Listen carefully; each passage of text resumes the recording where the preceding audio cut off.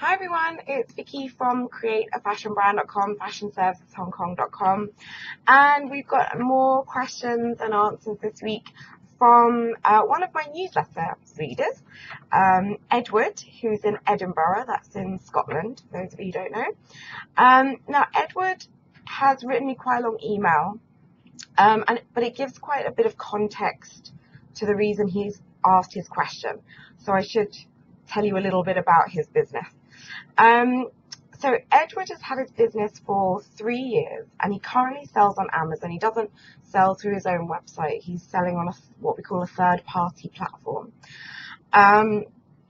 He's noticed that in the last year, his sales have started to drop, and he's been doing a bit of research, and he's finding that his customers are like one-off customers. They shop once and don't come back. They're not what we would call recurring, and that's kind of the holy grail for any brand. We want something that's called recurring customers. So he asks very specifically, why do I need to build a brand? Because at the moment he is not a brand, he is just selling products. And does this affect my sales? Okay, so Edward and everybody else, the first thing I need to say is that products and brand are two separate things. They reflect each other, but they are very, very separate, okay? But you need a brand for two reasons. Your business only functions if you get sales, and you need, to make a profit in order to run that business successfully.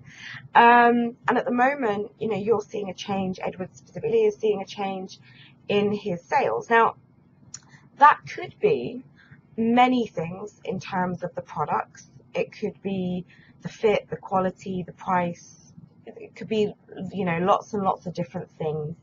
And I'd suggest maybe going and looking at some of the other videos that I've already done. And of course, the blog at createafashionbrand.com. There's loads of stuff in there about all kinds of things for you to think about on the product side. But you've asked very, very specifically about building a brand because you haven't done that yet. You're selling products, but you haven't built a brand itself.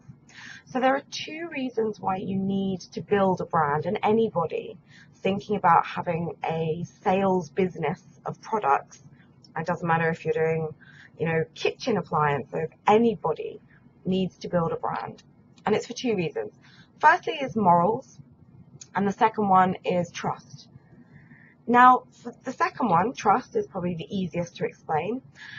If you have a name that is known in certain circles, it doesn't have to be a big name, it could be niche, but it's well known in whatever product area you are selling in, or even a name that everybody knows.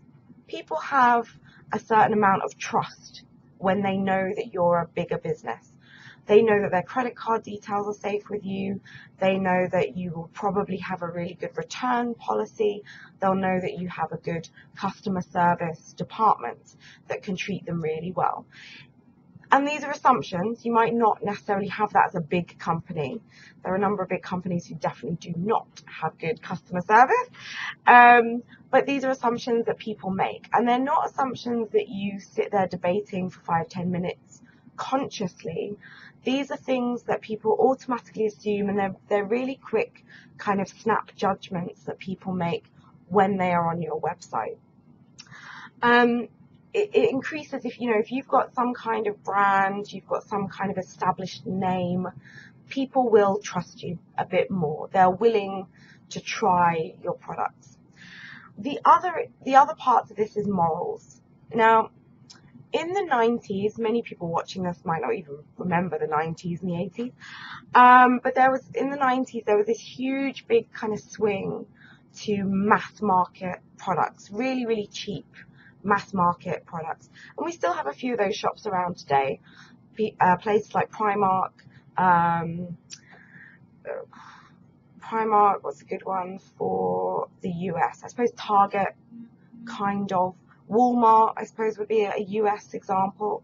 But they're, huge big stores who buy in lots and lots and lots of volume of products. And they usually sell them at the cheaper end. People went crazy for those kinds of products because they were cheap.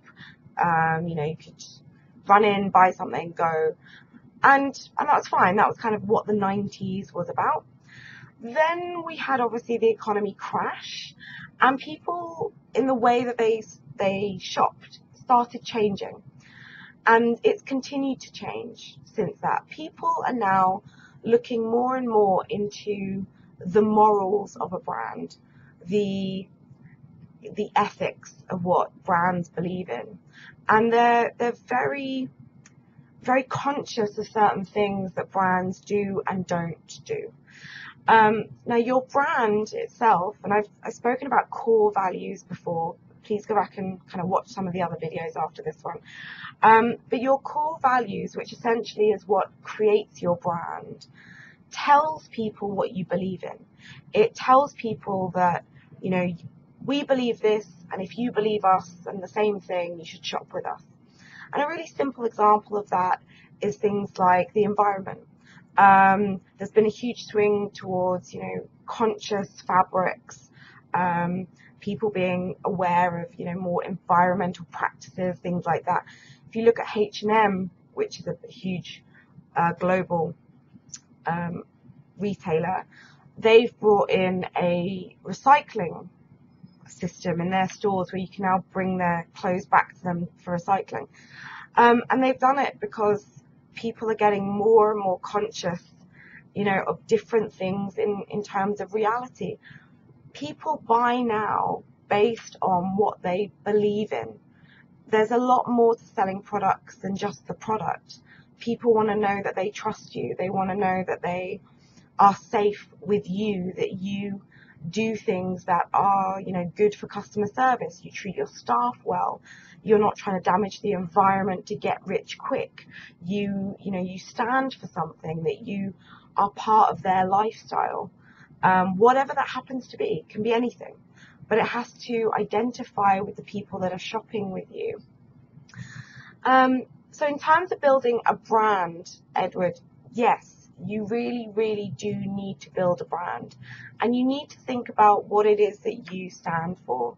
Why are you doing what you do? Why are you selling what you sell? What's it for? It could be for anything. It doesn't have to be all moral and things like that, but they have to be honest and they have to be truthful, because your customers will know very, very quickly if you say something that you don't really believe in and you're putting it out there just because you think you should. So always make sure that you have some kind of underpinning moral and reason that your brand exists, whether that's to save people money, whether that's to help a certain niche group of people, whether that's, you know, it could be anything really. But you need to have some kind of underpinning value system that people can identify with.